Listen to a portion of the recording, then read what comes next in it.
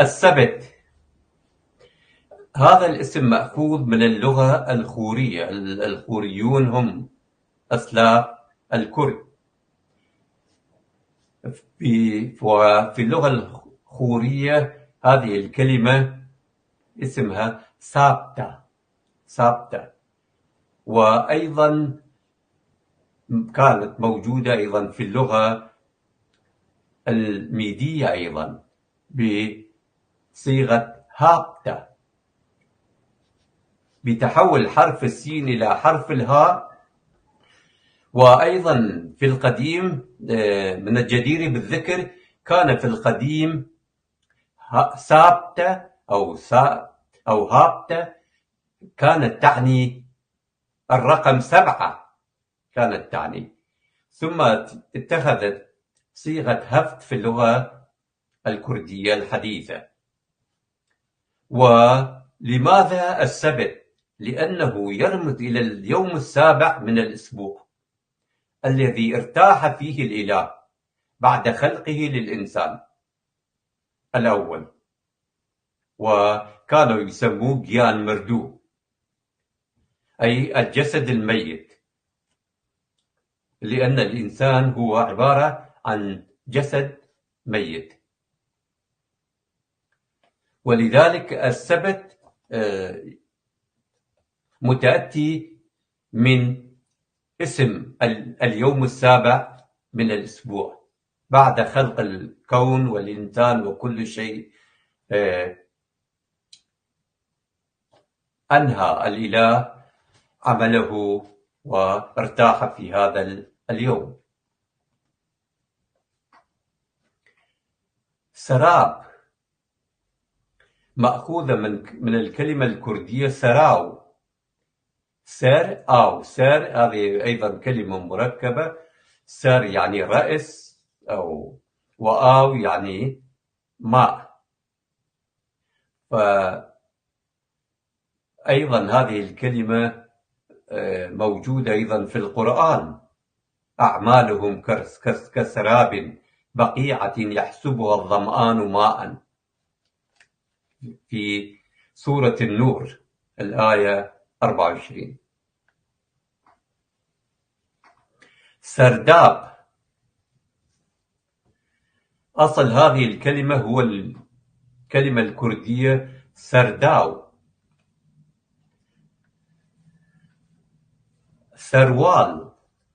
سروال هذه الكلمة مقتبسة من الكلمة البهلوية شروال، وفي اللغة الكردية هي شروال. هذه الكلمة الكردية دخلت اللغة الفارسية أيضا بصيغة شلوار. كلمة أخرى سفارة وسفير، هاتان الكلمتان مأخوذتان من الكلمة الكردية سباردة، التي تعني شيء يكلف به شخص ما لإنجازه، أو شيء يتم إيداعه عند شخص للمحافظة عليه.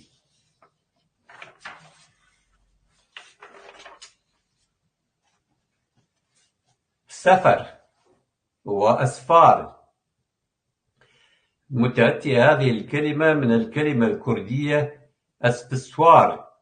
أسب يعني حصان، وسوار يعني راكب، يعني فارس.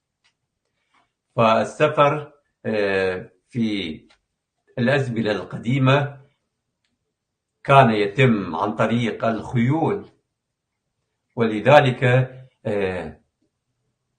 أصبح يتعلق بالحصان وركوب الحصان أو أي الفارس. أيضا موجودة هذه الكلمة في اللغة البهلوية بصيغة أسفاران. أسف باللغة أيضا هذه كلمة مركبة في اللغة البهلوية. أسف يعني حصان، ففي اللغة الكردية صايرة أصبحت أسب. الفي متحول إلى بي. وفاران يعني سواران باللغة الكردية الحديثة أصبحت سواران. وأيضا لحد الآن هذه سفاران أعتقد باقي أيضا بنفس الصيغة البهلوية في لهجة الكرمانجية الشمالية.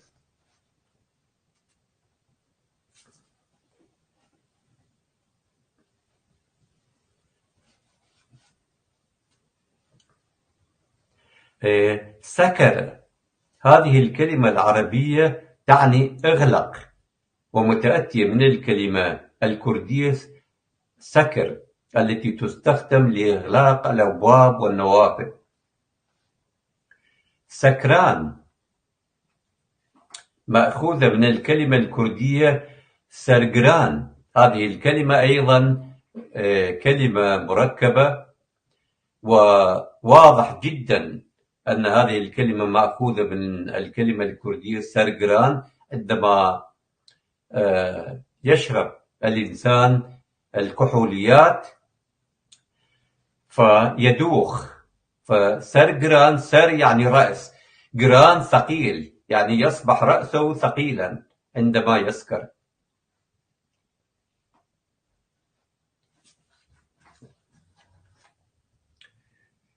سلطة، هذه المفردة العربية مقتبسة من الكلمة الكردية المركبة دثلات التي تتكون من دست يعني اليد، وهلهات يعني رفع اليد أو الظهور، وبذلك الدثل يعني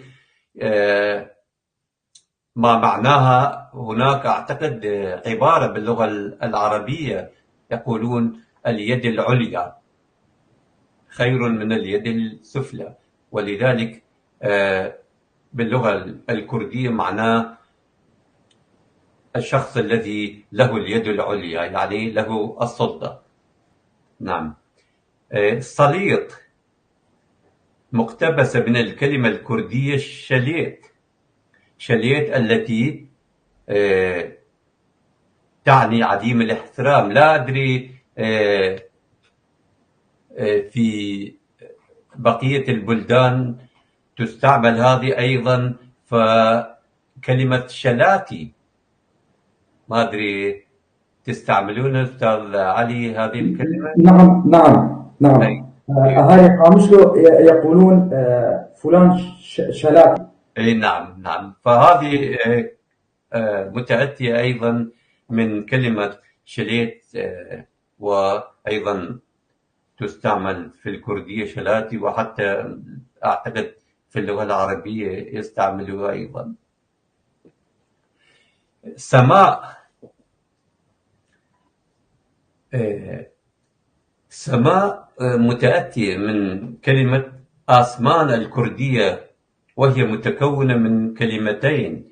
آسو يعني أفق، تعني أفق باللغة الكردية، ومان تعني مكان، وبذلك آسمان تعني مكان الأفق أو أي سماء.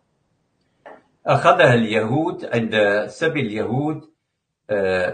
اليهود أخذوا هذه الكلمة عند سبيهم وعيشهم في كردستان من الكرد، وغيروا كلمة آسمان إلى كلمة شمع، باللغة العبرية يسموها شمع.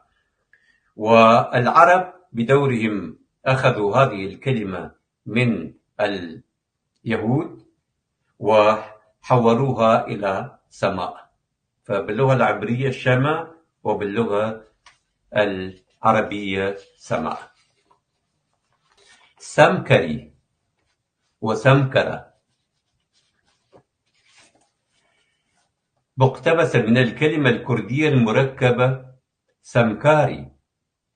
فكل هذه نرى كثير من هذه الكلمات لها جذور جذور قديمة